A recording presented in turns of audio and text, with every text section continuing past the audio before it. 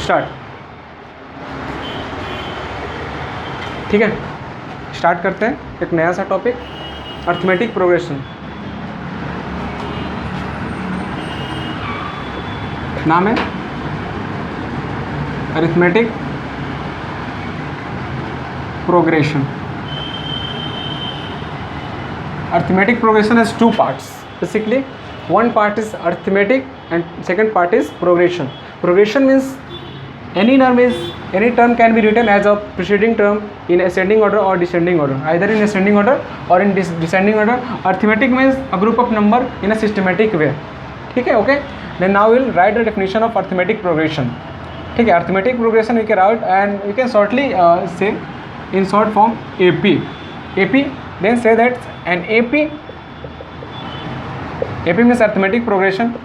Arithmetic progression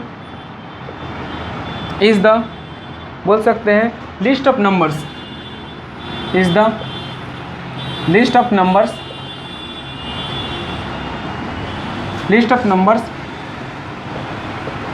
which is obtained by adding a fixed number to the preceding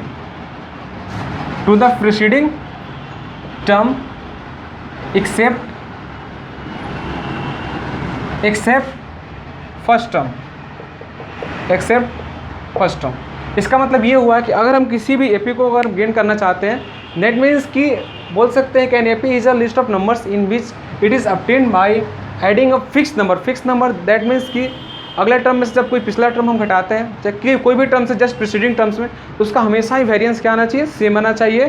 ठीक है, जैसे हम examples लेंगे तो हम क्लियरली समझ पाएंगे। ठीक, तो उसी तरह से बोला adding a preceding term except the first term, because first term इसलिए बोलते हैं कि फर्स्ट टर्म से पहले कोई टर्म नहीं होता, because first term is a first term and इसके पहले कोई टर्म नहीं, इसलिए हम उसको रिकॉग्नाइज नहीं करते हैं, उसके पहले डी हम नहीं निकाल सकते, कंसीडर नहीं कर सकते हैं।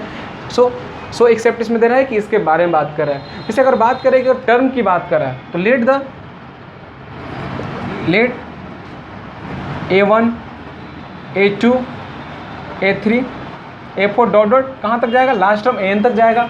तो हम बोल सकते हैं कि सेपी में कितने मेरे पास टर्म है, AN टर्म है। कितना है, AN टर्म है। अब AN टर्म की हम बात करें तो हम क्या बोल रहे हैं कि अब इसमें से हम कुछ बोल रहे हैं कि A1 है या A2 है A3 है, ठीक है, सो ऐसो ऑन। अब इसमें से कुछ अगर हम टर्म को जोड़ रहे हैं या कुछ टर्म को हम घटा रहे हैं, ठीक है, तो उसमें से हमको क्या मिल रहा है कि हमको एक प्रीसीडिंग टर्म जोड़ने के बाद एक नया वाला टर्म हमको मिल रहा है। तो हम इससे बात कर सकते हैं कि इसमें दिया हुआ A1, तो हम A1 में ऐसा क्या चीज़ जोड़ेंगे कि A2 आएगा। ठीक है, और A2 में हम क्या चीज़ जोड़ेंगे तो A3 आएगा। बट यह हमेशा ध्यान रखना है, you always consider that only one term is added A1 to get A2 and only one term is added A2 to get A3 sorry. ठीक है, देन ये बोलेगा, हमेशा बोल सकते हैं देन कि A2 माइनस A1 करें, हमेशा अगला टर्म में से पिछला टर्म को हम प्रोसीड करते हैं। ठीक, या बोल सकते हैं कि A3 माइनस हम A2 करें, या हम बोल सकते हैं कि A4 माइनस हम A3 करें। अब तो सिस्टमेटिक ऑर्डर ये दिखाई दे रहा होगा कि क्या करना है क्या नहीं करना है। ठीक ना, हमेशा देख रहे हैं हम जब भी एक बड़ा वाला टर्म ले रहे हैं, जैसे A4 ले रहे हैं तो A3 घटा रहे हैं, A2 ले रहे हैं तो A1 घटा रहे हैं, A3 ले रहे हैं तो A2 घटा रहे हैं। अगर ऐसे ही चलते जाएगा, ठीक है, अगर हम मानते हैं कि हम कहाँ तक जाते हैं कि हम AN टर्म तक जाते हैं, कहाँ जाते हैं, AN टर्म तक जाते हैं। जब AN टर्म तक यहाँ पहुँच गए तब उसका डिफरेंस जो आएगा डी वो भी सेम रहेगा, और उसका जो अंतर होगा वो क्या होगा, N-1 होगा, क्योंकि हम एक ऑलरेडी घटा रहे हैं। क्योंकि प्रोसीडिंग टर्म करना है तो हम नेक्स्ट टर्म में से प्रोसीडिंग टर्म घटा रहे हैं ताकि हम AP का एक फॉर्मेशन कर सकें। और इसी चीज़ को हम क्या बोलते हैं, इसका डिफरेंस आता है तो हम कॉमन डिफरेंस बोलते हैं, और कॉमन डिफरेंस को क्या बोलते हैं, D से डिनोट करते हैं। It is denoted by D, but the difference will be always same in arithmetic. If the difference will not same, then that term या that systematic arrangement of numbers can not, उसको बोल सकते हैं कि can not consider as a AP, उसको AP में हम consider नहीं करते हैं। तो अब इसके और इसके जैसे जितना भी सारे टर्म की बात करें, ये सारा मेरे को क्या देता है, D। और ऐसा ये बात नहीं कह रहा है कि आपको सारे टर्म में से घटाकर D निकालना है, नहीं। अगर AP में कोई टर्म है तो हम 2 टर्म तक देख सकते हैं, 3 टर्म तक देख सकते हैं। अगर उसमें हमको पता चल गया तो हम उसको वहीं तक रोकें, और अगला टर्म को हम ये दिया है तो D के सारे हम जो भी अगर पता करना है तो हम फाइंड आउट कर सकते हैं।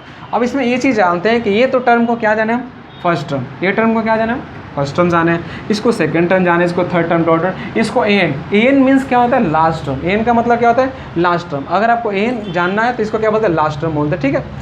अब हम जान गए कि इसको क्या बोलते हैं? एन बोलते हैं। अब हम बोलते हैं कि जब ये डी आया तो कुछ हम एग्जाम्पल्स अगर हम लेना चाहें कि अगर A1 निकालना है तो A1 जो अगर पहला पता करना है तो A1 बराबर हम लिख सकते हैं, क्या लिख सकते हैं?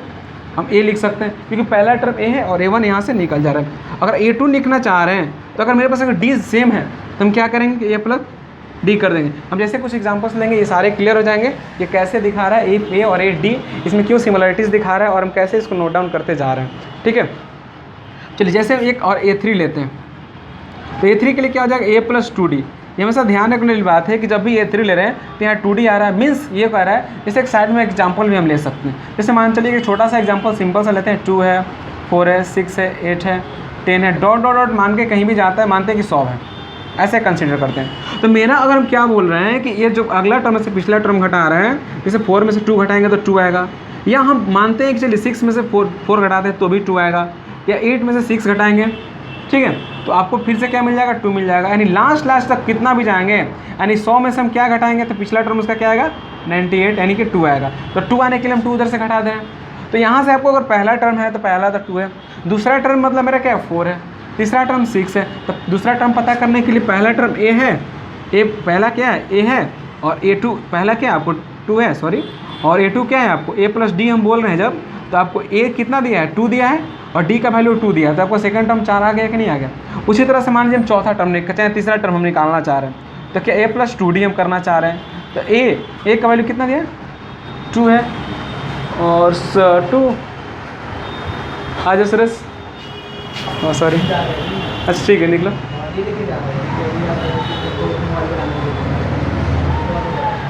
ठीक है, कोई दिक्कत नहीं, ठीक है।